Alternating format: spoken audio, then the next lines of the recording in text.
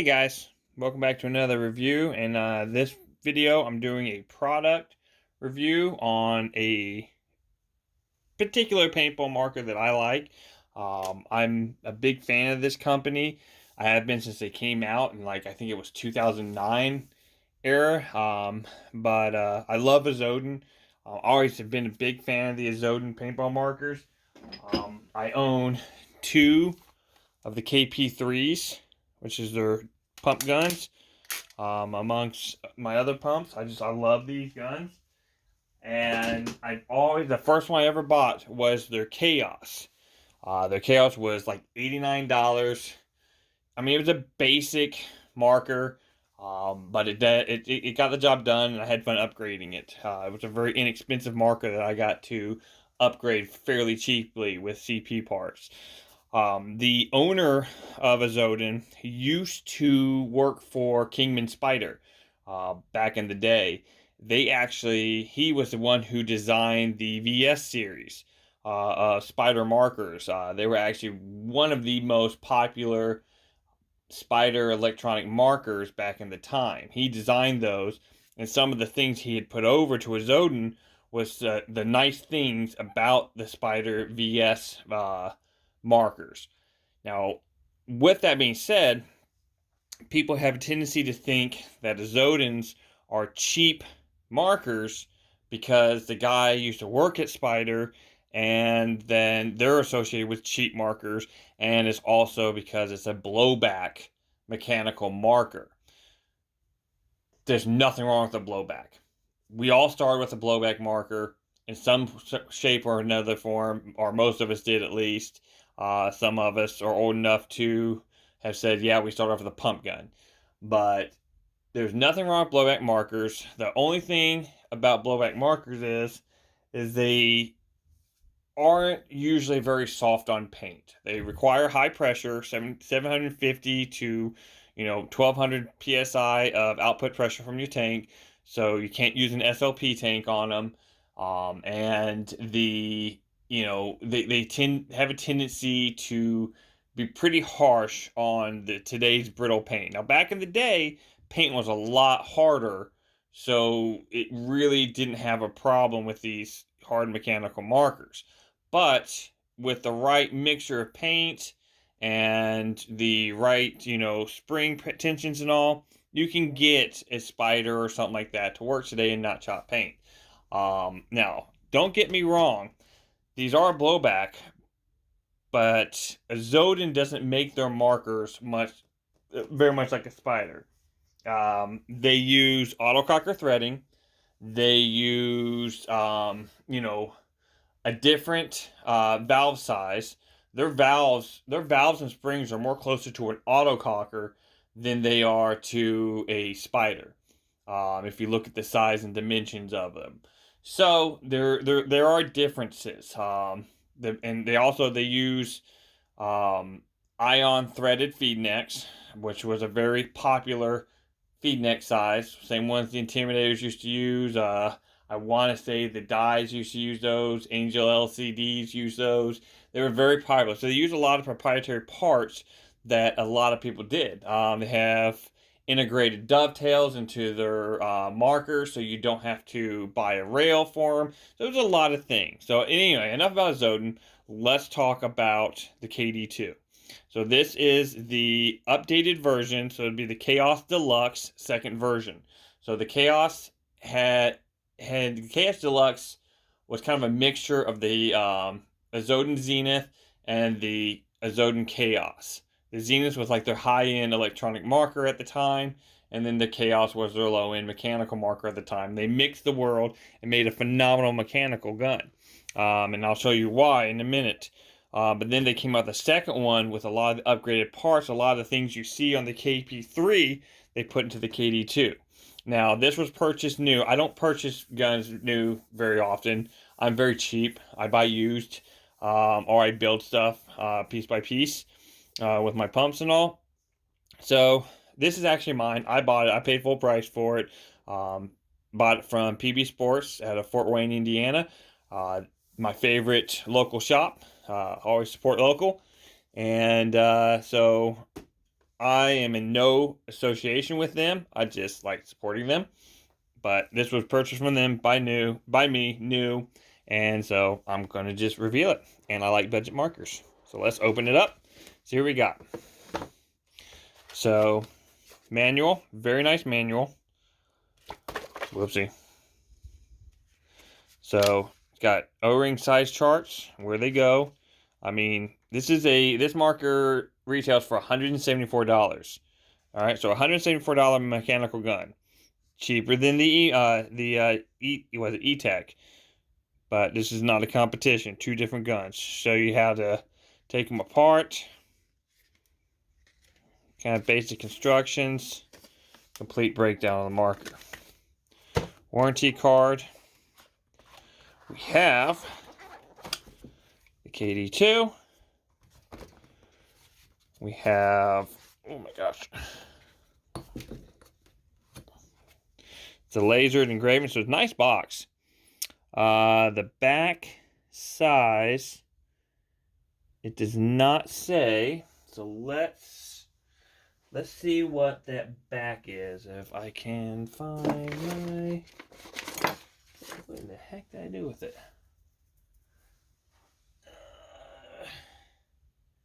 Here we go.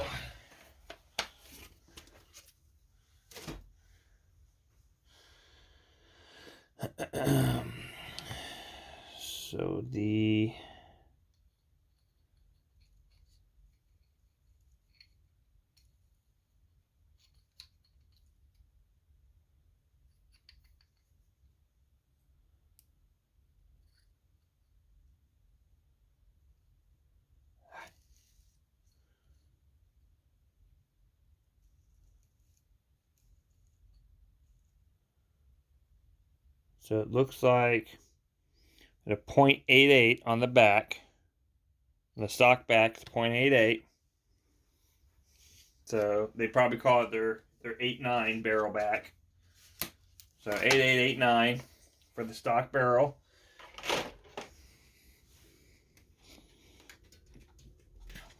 Wow, these are really hard to get out. There we go. 14-inch total length. Got a lot of porting on it. I get a little 5 series and a long line. Kind of spread out. Nicely bored. Not a bad little barrel. Now let's see if it's compatible with the KP3 backs. So here's a KP3 back. And let's see if it's compatible.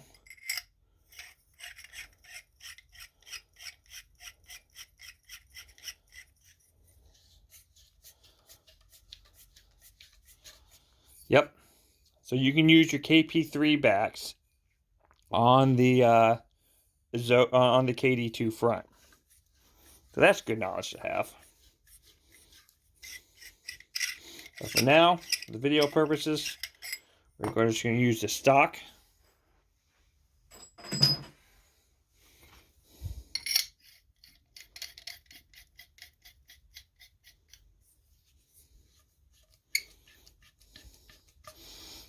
So not bad. I like the gloss, the gloss black, matte black look. So rest of the pull out here, we have a Azodin barrel sock. They're not bad socks.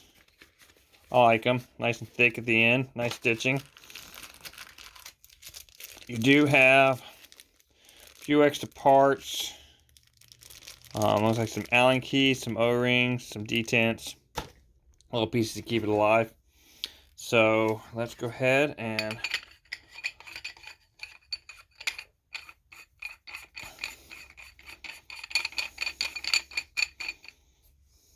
there we go.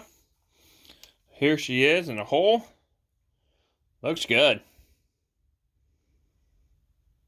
Now I know the old Kaoses, they had a little bit less milling and a little bit of a flatter back here. This gives a little curve, little curvature. I mean, the milling's not going to be insane because I mean it is, it's a $174 gun, but you get a nice clamping feed neck, toolless clamping feed neck. Get a nice ASA, very similar to the old Planet Eclipse Oops ASAs. A matching macro fitting. I wish they would have done a matching macro fitting on here, but whatever. These regulators, the Rocksteady regulators, are actually pretty decent regulators. They get a good recharge rate. Very light trigger pull. Takes nothing. Now he's got the feather light trigger pull, that's what they call the system. I did order a single trigger because I like single triggers on my mechanical markers. I don't like double triggers on my mechanical marker. So I did order the single trigger that's coming later. It's got Intimidator style detents. The bolt has no O-rings on it. And I also did order a Tech T Hush bolt for it as well. So I'm kind of curious to see how that's going to work in this. So, I mean, it's clean looking finish. I don't really see any kind of defects or anything like that. Looks really good. Feels comfy. The grips are decent. I don't like the Azodin preparatory grips. That's the one thing I do complain about Azodin. So I wish they would just the normal 45 grips. But whatever. Let's see. What else can we talk about? Oh, this right here. So this is a big thing. This is I can't remember what the heck they call this. But it is not an LPR. It is a spring that is controlled to put pressure onto the valve. So what you can do, or on the poppet, and it's adjustable, which I shouldn't have to touch it. They try to tell you not to touch it off the out of the box, but what it does is it puts some spring tension on the poppet, which allows you to operate at a much lower operating pressure on a blowback marker, which also decreases the kick of the marker. If markers really have kick or recoil, so that's supposed to do that. So it doesn't quite feel as kicky as a normal blowback marker. This just unscrews. You can see the poppet right here, the valve right down the middle. There we go. And this just puts that spring tension on there. This guy goes back in there. So it's nice to have that adjustable poppet. That's kind of cool. I'll play around with that, try to find a happy little medium. Alright, so let's go ahead, push this aside. We'll weigh it in, see how much he weighs.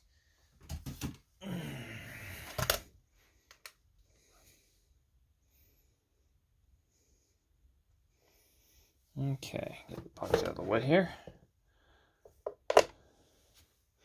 She's weighing in at 2 pounds and 3.6 ounces. So she's pretty light. Pretty light. I like her. I can't wait. Nice little, we got enough grip right here. The reg. If you want to put a reg grip on it, she'll fit. You can put one right above the collar. Let's see if you got any air ports in here when you need to wear it. So there's an air port on here. If you do a reg grip, don't cover up that hole. You need to keep that open. It's a breather. A bunch of little hole in the reg grip or something like that. You're going to do a reg grip. But yeah, so that's my unboxing. I am going to do a shooting video with it and see how she does over the chrono straight from the box. Alright guys, thanks for watching.